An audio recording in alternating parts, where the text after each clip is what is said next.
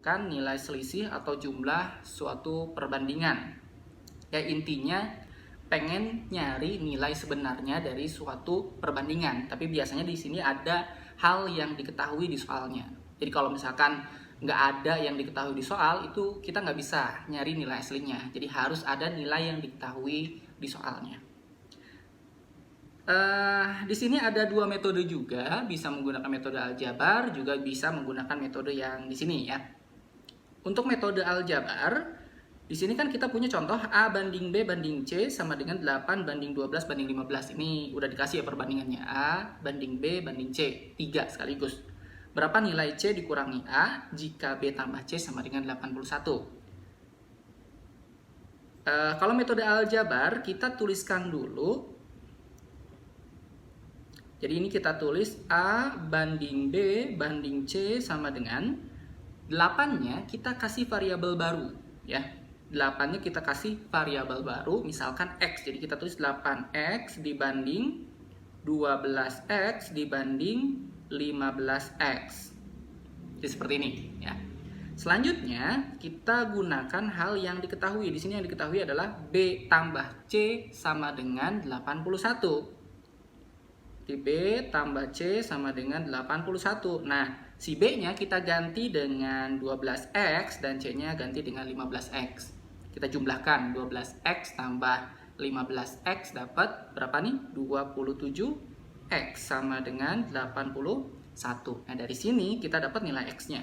X-nya itu berarti 81 bagi 27. Ya, dapat berapa nih? Dapat 3. Nah, dapat nih nilai X-nya. Kalau udah dapat, langsung ke bagian yang ditanyakan. Yang ditanyakan di soal kan C dikurangi A. C kurangi A itu kan C-nya 15X ya. Berarti 15X kita tulis, dikurangi A, A-nya itu 8X. Berarti 15 kurangi 8 dapat 7X. Dan X-nya udah kita dapat, yaitu 3. Berarti 7 kalikan 3 dapat 21. Jadi jawaban 21. Tuh, sama ya. Jawaban 21. Ini metode aljabar. Nah, sekarang kita akan selesaikan dengan metode selain aljabar. Jadi metode yang ada di sini ya. Nah, yang dikasih kotak ini. Metodenya adalah nilai asli sama dengan perbandingan yang ditanyakan per perbandingan yang diketahui dikali nilai yang diketahui. Di sini yang ditanyakannya adalah ini berarti nilai. Yang ditanyakan adalah C dikurangi A. Berarti kita cari perbandingan yang ditanyakan. Perbandingan C dikurangi A. Di sini C-nya 15, A-nya 8. Langsung aja kurangi, berarti 15 kurangi 8. Per perbandingan yang diketahui. Nah, di sini yang diketahuinya adalah B plus C. Berarti langsung B tambah C perbandingannya. Berarti B-nya 12, C-nya 8. Langsung kita jumlahkan 12 ditambah 8 dikali nilai yang diketahuinya. Di sini nilai yang diketahui adalah 81. Berarti dikali 81. Hasilnya sama dengan 15 kurangi 8 dapat 7 per 12 ditambah ini B tambah C ya, maaf. Tadi ada kekeliruan, berarti yang ini bukan 8 ya. Ada kekeliruan. C-nya di sini kan 15, berarti 12 tambah 15 ya. Maaf ya. 12 tambah 15 berarti dapat 27 dikali 81. Nah, selanjutnya tinggal kita sederhanakan. 81 bagi 27 dapat 3. 3 kalikan 7 dapat 21. Jadi ini nilai yang dicari, nilai sebenarnya yang dicari. Jawabannya sama ya, 21. Jadi baik pakai cara aljabar maupun pakai cara ini sama-sama dapat 21. Cuma mungkin cara ini tadi ya relatif lebih cepat dari metode aljabar. Oke, jadi seperti itu. Kita lanjutkan ke subbab yang kedua. Nah, di subbab yang kedua kita mulai masuk ke perbandingan yang senilai. Nah, di sini ada ciri-ciri perbandingan untuk yang senilai. Ciri-cirinya yang pertama, terdapat dua pasang yang akan dibandingkan, misalkan A dan B serta C dan D. Jadi ada pasang-pasangan ya, A berpasangan dengan B, kemudian C berpasangan dengan D. Jadi ada dua pasang yang akan kita bandingkan. Oke, berikutnya, jika A naik maka B naik, jika A turun maka B turun. Begitu pula C dan D.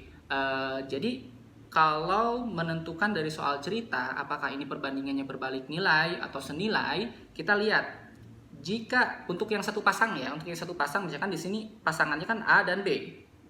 Ini satu pasang. Ya, berpasangan A dan B. Sepasang.